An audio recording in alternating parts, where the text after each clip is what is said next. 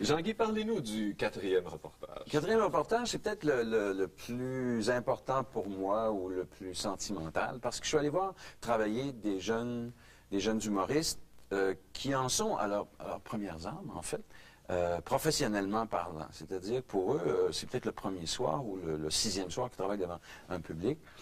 Et ils sont issus de l'école, pour la plupart d'entre eux, de l'école Juste pour rire. Et c'est toute une tradition qui se passe au Club Soda depuis déjà en 1983, depuis les lundis des AA, du temps de Ding et Dong. Ça a été le tremplin de comiques comme J.C. Lauzon, mon Dieu, André-Philippe Gagnon et la jeune Pierre génération est passée par là. Oui.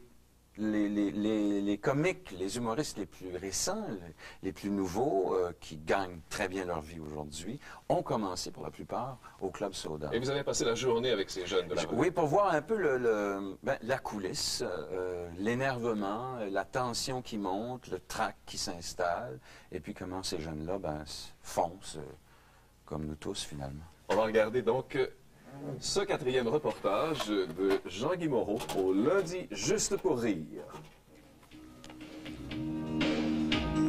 Alors, tu vois, j'ai voulu assister à tout le déroulement, puis vraiment vous faire partager l'ambiance puis l'excitation des jeunes humoristes. Alors, je suis arrivé assez tôt, justement alors qu'on mettait la dernière main au spectacle. Please don't carry the soda. Please don't carry. Please get out. Please don't carry. We have to leave. Please leave. Don't carry. Dès leur arrivée, la mère supérieure et directrice artistique, Louise Richer, fait toujours une réunion de production pour s'assurer que tout le monde sait ce qu'il y aura à faire. Y compris, bien sûr, là, les techniciens, parce qu'en scène, on est totalement dépendant des techniciens. Regardez ça. Please don't carry. Get the fuck out. Please. Get the fuck out of here. C'est ce qui s'appelle un bon running gag. Non, bon. Ça va être... Ah! Est-ce que tu penses qu'un jour, tu vas honorablement gagner ta vie? What can you Et le visage me change. Tu vas dire que tu vas partir l'autre. Quand je vais parler de la bonne femme, elle s'en va au Club Med. Il a dit qu'elle prend un coup avec des boules. Non, mais c'est-à-dire que j'ai prévu quelque chose d'autre. Donc, plus par un chemin à côté. Je fais de la radio, je vais faire enfin. La nervosité s'installe dans la salle là, vers 3-4 heures l'après-midi, parce que pour eux, c'est très, très important. C'est un peu comme s'ils jouaient leur carrière. C'est pas parce que c'est une salle de 250 places. Pour eux, c'est la place des arts. Ni plus ni moins.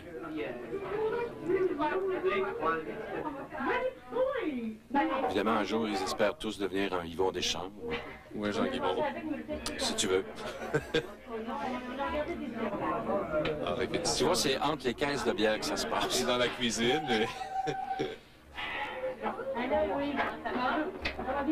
Il y en a plusieurs, d'ailleurs, qui sont sortis de Juste pour rire, qui sont devenus des professionnels. Jean-Marc Parent, J.C. Lauzon, Courtemanche, André-Philippe Gagnon, Daniel Lemie. Ah, tout ça est parti, Jean-Guy, des lundis des AA à l'époque. Exact, avec Ding et Dong. De 24, ça fait 72 condos. Une semaine, 10 fois 8 par jour, moyenne de 0,48 à l'heure. Aux États-Unis, il y a des boîtes célèbres comme le Comedy Store, par exemple, en Californie, qui lancent des nouvelles vedettes. Ici, c'est l'école Juste pour rire. Non, ferme.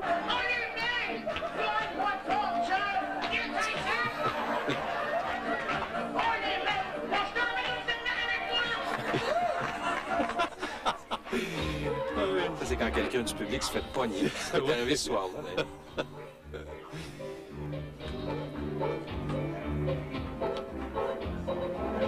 Alors, dans la coulisse, on se dépêche de changer de costume. Ça, c'est la première chose, je pense, qu'il faut apprendre quand tu veux devenir comique. C'est de changer de costume, mais vite. Voilà. Et c'est reparti. Alors, chaque lundi au Club Soda, tout le monde fait un numéro individuel, mais à la fin, habituellement, on fait un numéro de groupe. C'était le cas ce soir aussi. Est-ce que tu penses vraiment que tu vas gagner ta vie? Honorablement, c'est là. Ben, disons qu'avec des costumes, ça aide toujours un peu. J'espère que oui, j'espère que oui. Pas encore tout à fait. Cet été, je l'ai gagné comme fou, là, avec ça, parce qu'on jouait tous les soirs, mais là, c'est devenu un petit peu plus calme pour un moment, là. Alors, je gagne pas ma vie avec ça, mais ça va venir bientôt. Qu'est-ce qui m'inspire? Moi, c'est l'UQAM. C'est l'UQAM. Ah oui. T'as étudié à l'UQAM? Oui, j'ai fait 1 an à l'UQAM, au bac en art dramatique là-bas. Et le moins qu'on puisse dire, c'est que c'est inspirant pour un humoriste. Faire un cours de performance et faire la vague pendant 1h30, ça inspire, ça, comme ça. Ça donne du jus. Ça serait intéressant si on pourrait éclater le clown, tu comprends? J'ai eu une idée écœurante avec 2-3 gars de l'UQAM tout à l'heure. C'est le fun. C'est le fun si on serait comme 7-8 clowns, puis là, on commencerait à se mettre à bouger dans l'espace, tu comprends? À la base d'une prison de quelqu'un qui a fait, je sais pas, quelque chose d'élevé, là, comme de l'inceste. Puis là, on bouge, puis à un moment donné, on se met on arrête de pousser, puis on crie ciseaux, ce qui explique la coupure entre l'ancien puis le nouveau clown, tu comprends? Oui, on gagne déjà notre vie avec ça, puis c'est justement, je sais pas combien de temps ça va durer, mais c'est fantastique. J'imagine que t'as prévu autre chose, quand même. T'as bien raison. Ça prend plus de héros, des vrais, comme moi. Comme le poète, Voyons, poète, il est mort. Ben, il chantait de Joanne Blouin. J'aime beaucoup le cinéma, donc c'est pas facile de ramener le genre cinéma sur scène, sauf que beaucoup un peu dans ce que je fais, un petit côté Marx Brothers.